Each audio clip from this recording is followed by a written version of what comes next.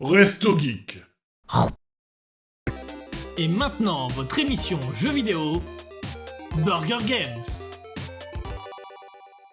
Mass Effect, du coup, encore du rétro, pour moi, Oui. qui pour le coup est encore plus rétro que Red Dead Redemption 1. Parce que Mass Effect, si je dis pas de conneries, c'est sorti en 2007 ou en 2008. C'est vieux.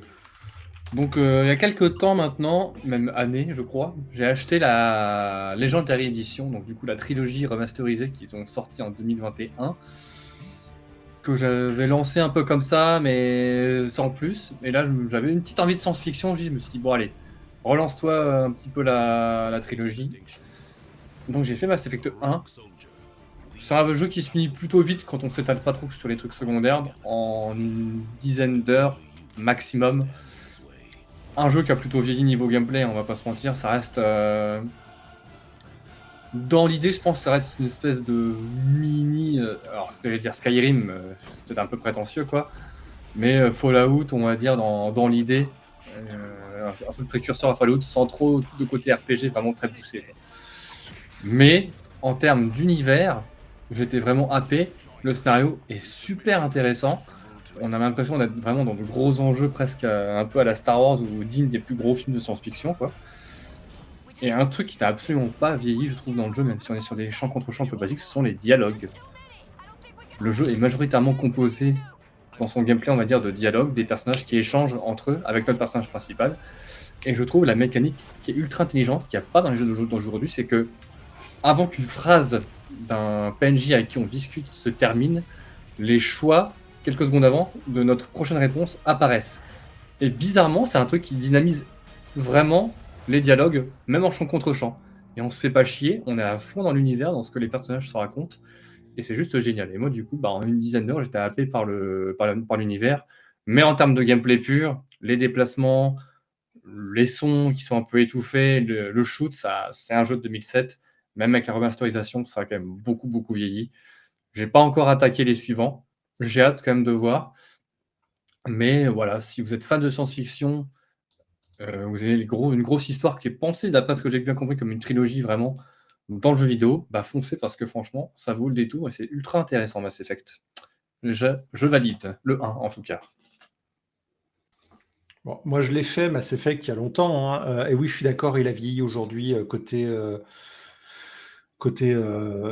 gameplay et tout. Et niveau dialogue, oui, c'était l'époque sacrée où, je vais avoir l'air d'un vieux con, hein, mais Activision Blizzard n'était pas propriétaire de la boîte qui fait Mass Effect, quoi.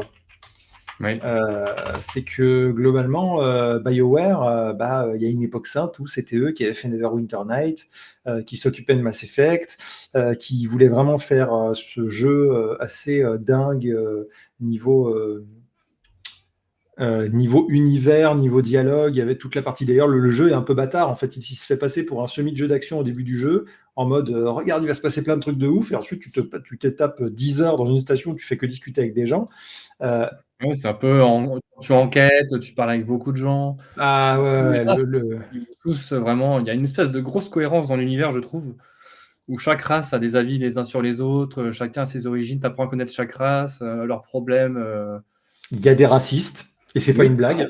Je veux dire, ce qui est intéressant, c'est que l'univers il est vraiment construit autour de ces gens qui parfois, tout simplement, ne peuvent pas se voir. Et c'est quelque chose qui commence à disparaître. Le fait que l'univers, il est contrasté. Tout n'est pas blanc, tout n'est pas noir.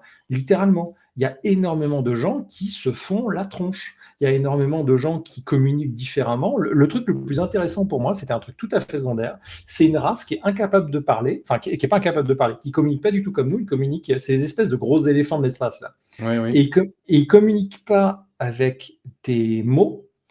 Ils communiquent en fait avec des phéromones et des changements si peu subtils si subtils pardon que nous on peut pas les voir. Du coup, quand ils communiquent avec nous, à chaque fois ils font content. Je discute avec vous. Et du coup, ils t'expliquent comment ils se sentent à ce moment-là. Et je trouvais cette idée géniale. Dans un univers de SF, honnêtement, c'est un niveau de construction d'univers qui est juste over the top. Enfin, ouais. Aujourd'hui, les je humains pense sont que les c'est un plus jeu mal qui se vaut. perçus parce Oui. que, comme c'est une espèce, bizarrement, nous, les humains dans le jeu, c'est l'espèce qui vit le moins longtemps. Donc c'est une espèce qui est perçue comme très impatiente et qui baisse beaucoup. Oui, Voilà. comme des lapins. Voilà. Mais non, le jeu est vraiment top pour ça.